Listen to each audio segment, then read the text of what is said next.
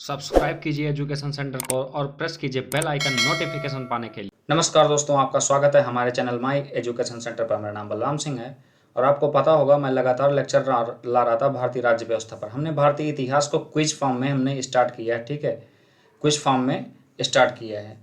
तो आप अगर देखना चाहते हैं भारतीय इतिहास तो इसे देख सकते हैं। ये पार्ट 2 है। इसके पहले हमने सिंधु घाटी की सभ्यता को सम्मिलित किया है। ये लेक्चर जो है आपके लिए यूपी पीसीएस, ठीक है, यूपी पीसीएस, यूपी आरओ ए आरओ, ठीक है, आरओ या ए आरओ, ठीक है, जो और भविष्य में जो होने वाली कोई भी एग्ज़ाम है, ठीक है, स्टेट पीएससी या एसएससी का, जीएस पर्पस का हिस्ट्री बहुत ज़बरदस्त ये कवर होगा। विशेषकर हमने ये प्रीवियस ईयर को कवर करने का प्रयत्न किया है। तो आइए चलिए हम प्रारंभ करते हैं, ठीक है। ये पहला है आर्य शब्द इंगित करता है। उसके पहले हम ये बता रहे हैं, यहाँ पे एक पॉइंट नोट कर लीजिए, ये हमारा इसमें केवल वैदिक पीरियड होगा, ठीक है, इसमें केवल वैदिक काल का ही उल्लेख किया जाएगा। तो फिलहाल जब हम आर्य की बात करते हैं, आर्य का मतलब होता है श्रेष्ठ व्यक्ति, ठीक है, आर्य का मतलब होता है श्रेष्ठ व्यक्ति या उत्तम व्यक्ति, ठीक है। तो शब्द कह रहे हैं इंगित करता है, आर्य शब्द किसको इंगित करता है? श्रेष्ठ वंश को। अच्छा, एक आएगा अभी जिन, ठीक है, जब हम जैन धर्म पढ़ाएंगे तो वहाँ पे पूछ रहा था कि जिन का मतलब क्या है, तो जिन का तात्पर्य होता है विजेता, ठीक है। और जो जिन शब्द है ये रिलेटेड है हमारे जैन धर्म से, ठीक है। नेक्स्ट हम क्वेश्चन की तरफ आगे बढ़ेंगे। क्लासिकल संस्कृत में आर्य शब्द का क्या अर्थ है? ठीक है, क्लासिकल संस्कृत की बात कर रहे हैं। क्लासिकल संस्कृत में आर्य का शब्द का अर्थ है एक उत्तम व्यक्ति, जो अभी हम पीछे चर्चा कर चुके हैं। सबसे पुराने वेद की बात कर रहे हैं तो आपको भी पता होगा, बहुत ही तुच्छा सा सवाल कह सकते हैं, ऋग्वेद है सबसे पुराना है, ठीक है।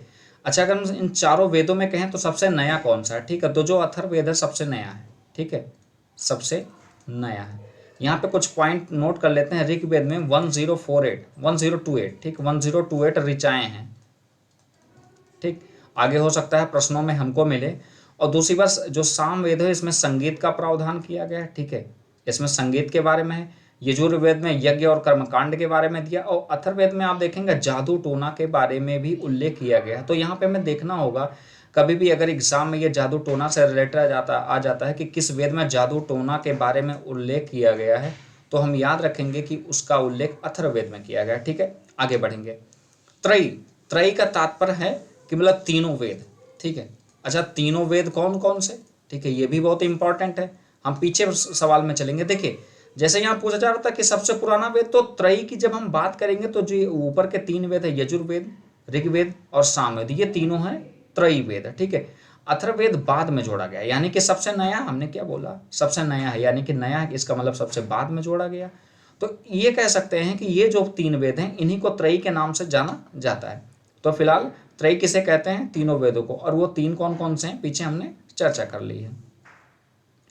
किस वैदिक, ठीक है, यहाँ पे वैदिक हो, किस वैदिक ग्रंथ में वर्ण शब्द का सर्वप्रथम उल्लेख है? देखिए, वर्ण शब्द का सर्वप्रथम उल्लेख किया गया था ऋग्वेद में। और दूसरी बात, उस समय जब ऋग्वेद में वर्ण का अर्थ होता है रंग, ठीक है, वर्ण का अर्थ होता है रंग। वर्तमान में जो हम वर्ण व्यवस्था समझ रहे हैं वो अलग है, ठीक है, लेकिन ऋग्वैदिक के बाद जो भी पीरियड आता है, जैसे उत्तर वैदिक काल आता है, तो उसी रंग का अर्थ वहां पर बदल जाता है, ठीक है। वहां पे ये सॉरी, उसी समय में, मतलब ऋग्वैदिक के बाद जब वैदिक पीरियड आता है, उत्तर वैदिक काल आता है, तो वहां पे वर्ण व्यवस्था बिल्कुल बदल जाती है, वहां पर रंग अर्थ नहीं होता। तो याद रखिएगा, जब भी ऋग्वैदिक में कभी सवाल आ जाए कि वर्ण का अर्थ क्या है, तो हम रंग लगाएंगे, ठीक है। अभी हम पीछे चर्चा कर रहे थे, ठीक है, देख लेते हैं। जैसे हम देखे सामवेद, ठीक है, ये सामवेद रहेगा।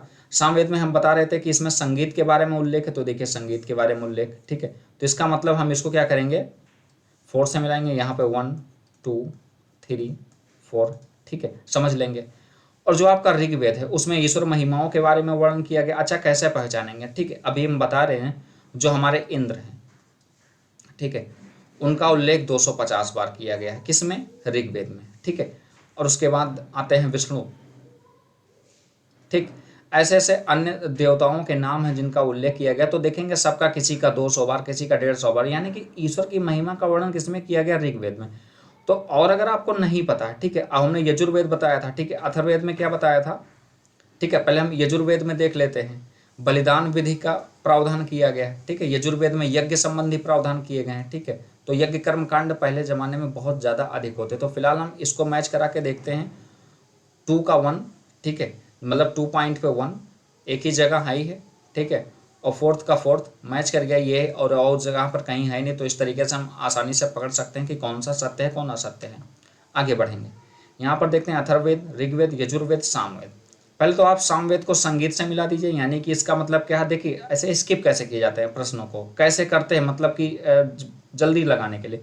जैसे 4 का 1 हो गया, तो 4 पे 1 देखिए एक ही जगह है। अब यही हमारा ऑप्शन सही हो गया, बाकी के सब गलत हो गए। मतलब जो 4 पॉइंट है ये सामवेद है, ये देखिए एक ही पॉइंट हुआ, ये हमारा अब यहीं पर सवाल सही हो गया और हमें कुछ करने की जरूरत नहीं, गलत है। आगे बढ़ेंगे, ठीक है। निम्नलिखित किसमें जादुई माया और वशीकरण का वर्णन किया गया है, ठीक है, तो आप देखेंगे ये अथर्ववेद में है। आगे बढ़ेंगे, ऋग्वेद में कितनी ऋचाएं हैं, 1028, अभी पीछे भी।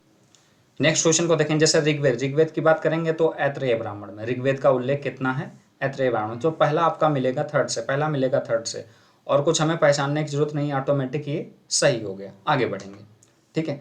ऋग्वेद का कौन सा मंडल सोम को समर्पित है, तो जो सोम देवता है उनको समर्पित है आपका 9वां मंडल, ठीक है।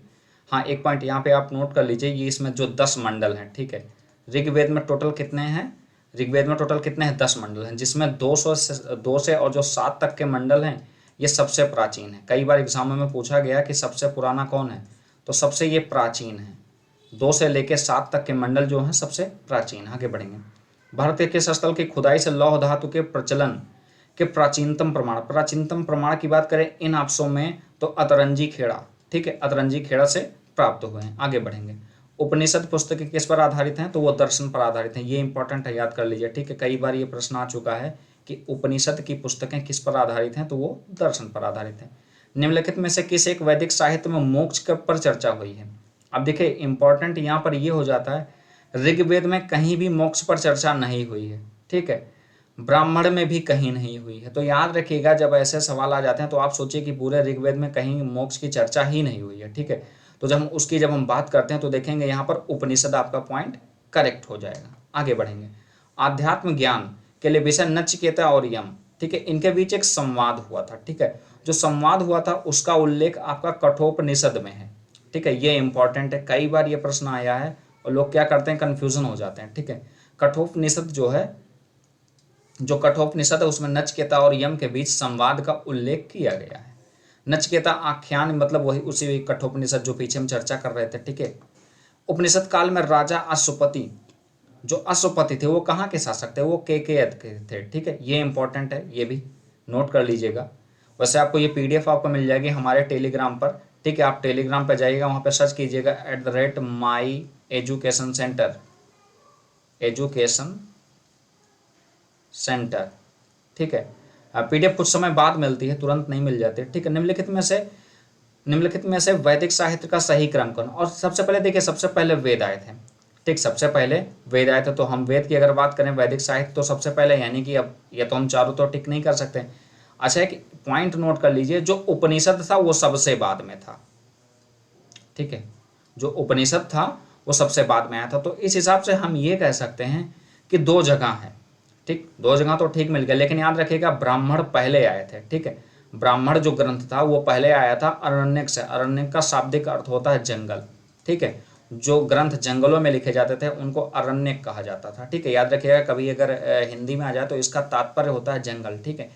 तो जो ब्राह्मण होता है वो पहले लिखा गया था अरण्यक के पहले, ठीक है, और उपनिषद सबसे बाद में आए थे, ठीक है। उस हिसाब से हमारा ए पॉइंट करेक्ट हो जाएगा। निम्नलिखित में से किन नदियों में से किस एक के साथ की जाती है, ठीक है, यहाँ पे अफगानिस्तान, यहाँ अफगानिस्तान, ठीक है, मिसिंग है, अफगानिस्तान के साथ उसका उल्लेख होता है, ठीक है। तो कुबा और क्रमू, ठीक है, ये नदियां हैं जो क्या है, जिनका उल्लेख अफगानिस्तान में हुआ है, ठीक है। आगे बढ़ेंगे, निम्नलिखित में से कौन सी प्रथा चतुष्टय वेदोत्तर काल में, ठीक है, मतलब एक प्रथा थी बहुत पहले, ठीक है, ऋग्वेद काल में उत्तर वैदिक काल तक आते आते ऐसा प्रावधान था उसमें, ठीक है। तो वो हमें पहचानना निम्नलिखित में से कौन सा है। तो हम देखेंगे ये पहले ये था ब्रह्मचर्य था, आप 25 साल तक ब्रह्मचर्य आएंगे, फिर उसके बाद 26 से 50 तक गृहस्थ आश्रम, ठीक है। ये माना जाता था कि उस समय माना जाता था कि व्यक्ति 100 वर्षों तक जिएगा, ठीक है, 100 वर्ष तक उसकी उम्र होगी, तो हिसाब से ये 25 तक था, ठीक है, 0 से 25 था, और 26 से ये 50 वर्ष तक था, 51 से 75 तक था, और 76 से ये 100 वर्ष तक था जो संन्यास, ठीक है, ये लोग जंगलों में चलाए जाया करते थे। ठीक है, तो इस तरीके से हम देखेंगे ये पॉइंट है जो चतुष्टया वेदोत्तर के काल में प्रचलित थी। आगे बढ़ेंगे। निम्नलिखित में से कौन सी ब्रह्मावादिनी थी जिसने कुछ वेद मंत्रों की रचना की? तो ये लोपा मुद्रा याद रखिएगा। ठीक है, ये लोपा मुद्रा थी, याद रखिए। इसमें कुछ और इन्होंने नहीं, और भी कुछ लोगों ने क्या किया था, मंत्रों की रचना की थी, जैसे अश्वतारा, घोषा, लोपा मुद्रा, और नाम हमें नहीं याद आ रहा है। ठीक है, वो हम नोट करवा देंगे आपको। ऋग्वैदिक काल में निष्क शब्द का प्रयोग एक आभूषण के रूप में होता है, किंतु परवर्ती काल में इसका प्रयोग, ठीक है, जो निष्क काल था, जो प्राचीन समय था, ठीक है, ऋग्वैदिक काल की बात करें, उत्तर वैदिक की बात नहीं कर रहे हैं। ऋग्वैदिक काल में क्या था, इसको आभूषण कहा जाता था, लेकिन बाद में क्या होता था, ये सिक्का बन चुका था, यानी कि ये मुद्रा बन चुकी थी। ठीक, एक मुद्रा का काम करती थी। लेकिन हम आगे देखेंगे, ये निष्क जो था आभूषण था, तो कई एग्जाम में ये पूछा जाता है कि ये आभूषण कहाँ का था, तो ये गले का आभूषण था। ठीक है, आभूषण तो कई जगह पहने जाते हैं, तो ये फिलहाल गले का आभूषण था। ठीक है, आगे बढ़ेंगे। निम्नलिखित ऋग्वैदिक काल में निष्क किस अंग का आभूषण था? देखिए वही प्रश्न जो हम बता रहे थे, ये गले का आभूषण था। आगे बढ़ेंगे। प्राचीन काल में निशाका से जाने जाते हैं। ठीक है, ये हम देखेंगे प्राचीन काल में निशाका किससे जाने जाते हैं? ठीक है, तो स्वर्ण आभूषण से। ठीक है, याद रखिएगा, स्वर्ण आभूषण। आगे बढ़ेंगे। बोगजगोई अभिलेख क्यों महत्वपूर्ण है? देखिए, बोगजगोई अभिलेख आपको मध्य एशिया से मिला था। ठीक है, जो मिला था ये मध्य एशिया से मिला था, और इसमें 4 देवताओं का उल्लेख भी हुआ था, जिसमें नासत्य एक देवता थे जो भारतीय नहीं थे। ठीक है, तो यह माना जाता है कि हमारा संबंध मध्य एशिया से साथ था। ठीक है, तो हम ये इसको पढ़ते हैं, देखते हैं क्या। यह मध्य एशिया और तिब्बत के मध्य एक महत्वपूर्ण व्यापारिक केंद्र था। ठीक, मध्य एशिया तक तो ठीक है, लेकिन ये तिब्बत का नाम देते ही ये पॉइंट ही गलत हो गया हमारा। यहाँ से प्राप्त अभिलेखों में वैदिक देवताओं और देवियों का नाम उल्लेख मिलता है। बिल्कुल ठीक है, जो हमने बताया कि 4 देवताओं के नाम मिलते हैं, जिसमें एक नासत्य, एक अलग देवता है। तो कभी एग्जाम में आ जाए कि बोगजगोई अभिलेख में किस एक अलग देवता का नाम है, तो नासत्य। ठीक है, ये याद रखिएगा। आगे बढ़ेंगे। निम्नलिखित में अभिलेखों में से कौन सा ईरान से भारत में आर्यों के आगमन की सूचना देता है? तो ये बोगजगोई। ठीक है, बिल्कुल बोगजगोई। निम्नलिखित में से किसने आर्यों को आदि के बारे में कहा? ये बाल गंगाधर तिलक जी ने कहा था कि आर्य जो है वो, मतलब आर्यों को आदि के देश के बारे में कहा। इन्होंने के सबसे नॉर्थर्न साइड को बताया था। जिस ग्रंथ में पुरुष मेघ का उल्लेख हुआ, हुआ कौन सा है? ठीक है, जिस ग्रंथ की बात करते हैं, किस ग्रंथ में पुरुष मेघ का उल्लेख हुआ, तो वो आपका शतपथ ब्राह्मण में। शतपथ ब्राह्मण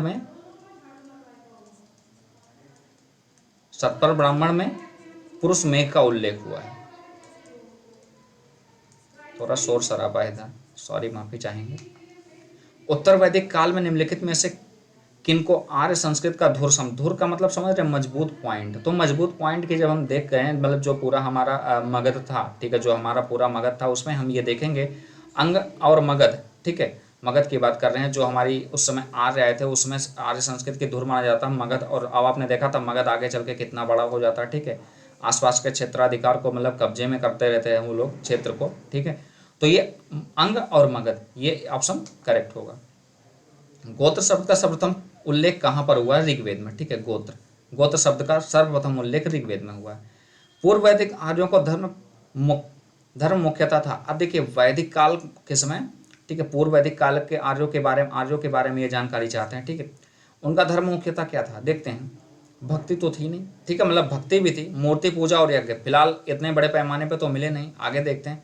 प्रकृति पूजा और यज्ञ, ठीक है, ये करेक्ट है। वो प्रकृति की पूजा करते थे, आपको पता होगा कि जैसे सूर्य देवता, ठीक, जंगल के देवता, ठीक, उनको देवता माना जाता था तो एक तरीके से। और यज्ञ उस समय जो ऋग्वेद था उसमें यज्ञ कर्मकांड बहुत ज़्यादा प्रचलित थे। और एक पॉइंट यहाँ पे आपको और नोट करना होगा, जो अक्सर लोग कहते हैं कि अरे हिंदू धर्म में 33 करोड़ देवता हैं। ठीक है, जो ये कहते हैं 33 करोड़ देवता हैं, आप एक पॉइंट यहाँ पे नोट कर लीजिए, 33 करोड़ नहीं है, वो 33 कोटि की बात किए हैं। ठीक है, कोटि शब्द का जो हिंदी वर्ड है उसका मतलब होता है करोड़, लेकिन जब आप कोटि को संस्कृत में देखेंगे तो उसका मतलब होता है प्रकार। ठीक है, क्योंकि हमारा ऋग्वेद पूर्णतः संस्कृत पर आधारित है, तो इस तरीके से हम जो उसका अर्थ निकालेंगे वो प्रकार है, 33 प्रकार के देवताओं को, जिसमें देखिए 11-11 अलग अलग पॉइंट पे हैं, ठीक है, 11-11 अलग अलग पॉइंट, जैसे 11 आकाश के देवता, 11 धरती के देवता, 11 ठीक है अंतरिक्ष के देवता, इस तरीके से उसमें प्रावधान किए गए हैं। आगे बढ़ेंगे। ऋग्वेद ऋग्वेद काल में जनता निम्नलिखित में से मुख्यतः किसमें विश्वास करती थी? निम्न में से, ठीक है, निम्न में से किसमें विश्वास रखती थी? ठीक है, तो आप देखिए मूर्ति पूजा इतने बड़े पैमाने पर तो मिला नहीं, एकेश्वर बात था ही नहीं, चूंकि हम पीछे देख लिए हैं कभी इंद्र की पूजा करते हैं, कभी विष्णु की पूजा करते हैं। देवी पूजा ठीक है कुछ हद तक सही देखते हैं। बलि एवं कर्मकांड, आपको ये देखिए ये पॉइंट आने की वजह से ये हमारा सत्य होगा। अब जैसे बलि कर्मकांड की बात करें तो आपने देखा होगा यजुर्वेद, ठीक, यजुर्वेद में आपने देखा कि उसमें बलि कर्मकांड था, ठीक है, तो उस हिसाब से ये पॉइंट हमारा करेक्ट है। प्रसिद्ध 10 राजाओं का युद्ध किस नदी के तट पर रटा गया था? ठीक है, सॉरी, तट पर लड़ा गया था, तो पौरुषणवी, ठीक है, जिसको हम रावी नदी कहते हैं, ठीक है, प्राचीन में इसको पौरुषणवी कहा जाता था, वर्तमान में इसका नाम रावी है। आगे बढ़ेंगे।